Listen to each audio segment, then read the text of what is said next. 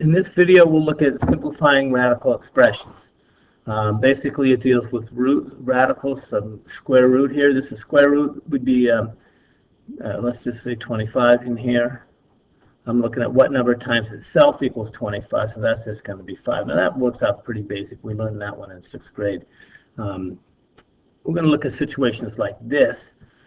Now with 150, basically what number times itself equals 150? There is no such number, but I can break 150 down into smaller factors. So we can create what's called a factor tree. So what numbers multiply to get 150?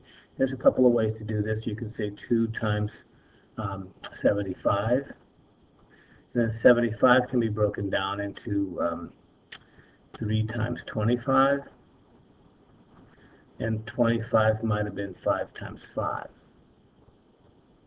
So the prime factors are 2, 3, 5, and 5. So basically 2 times 3 times 5 times 5 is going to give me 150.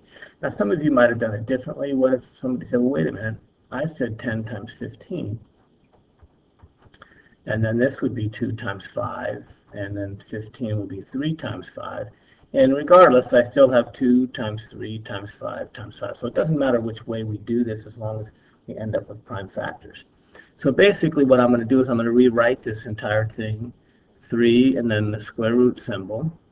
Now underneath this square root sign I have 150, but I want to write 150 in prime factors. So that's going to be 2 times 3 times 5 times 5. That's 150.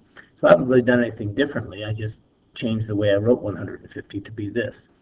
And then I have m to the 6, so there's 6 m's. 1, 2, 3, 4, 5, 6, and then 3 n's. N.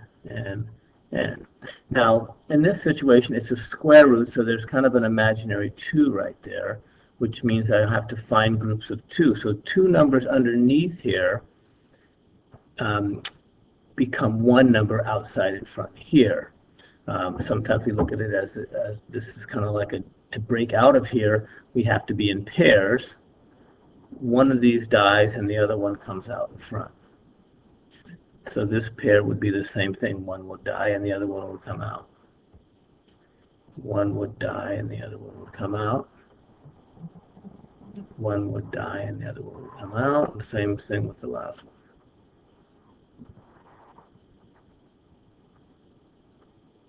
So basically, each thing that's circled is either going to come out here or the other one dies, basically. So inside I have, well, outside here, I still have the 3.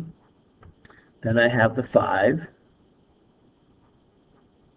Then I have an m and another m. And I actually have 3 m's and 1 n. And what's left inside of this is what's not circled. 2 times 3 times n. And then to simplify everything, 3 times 5 is 15. And this will be m to the 3rd, and then n. And the square root of 2 times 3 is 6n. So this would be what our final answer will look like in simplified radical form. Okay. Next problem.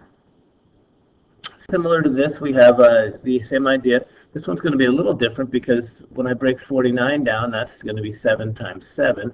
So I can write this as -2 times the square root of 7 times 7 times, and I can write out my 6 x's. 1, 2, 3, 4, 5. What am I doing this? It's supposed to be x's.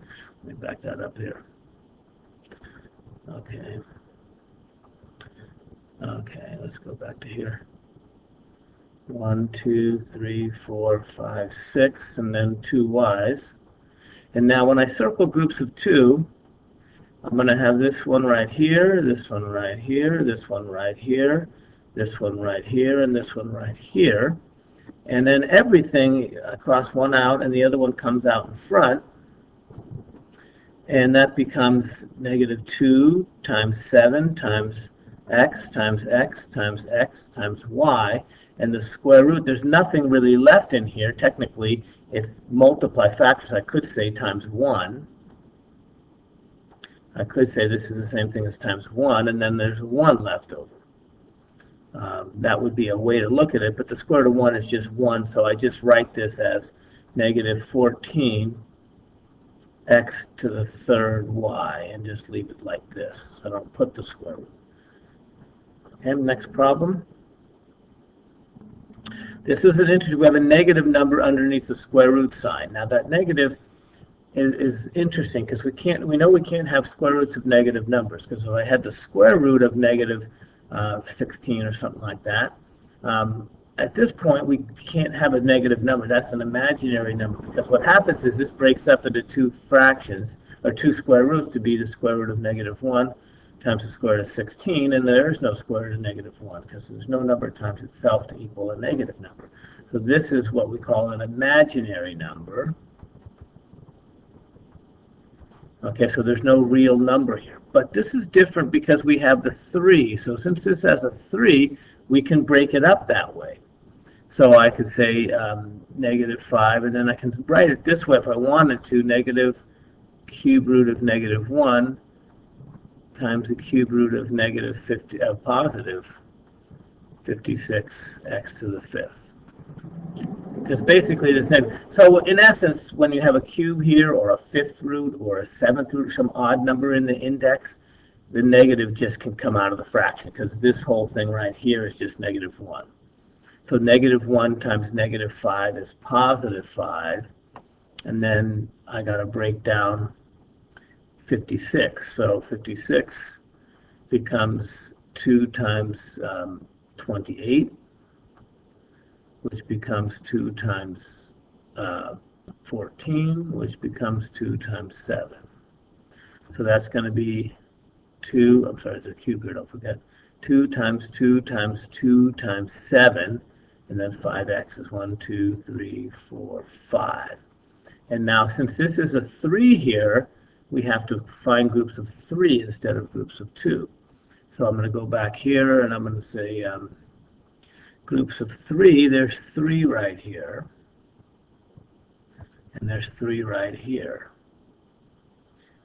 And basically 3 inside become 1 outside. Basically 2 of these die off and 1 comes out. 2 of these die off and 1 comes out. So out in front of the square root of the cube root sign, I have a 5. That's already there. And then I have a 2 from here. And then I have an x from here. And what's left inside is 7x squared, because there's still 2 x's in here. So simplifying the whole thing becomes 10x cube root of 7x squared. And that would be your final answer for that one.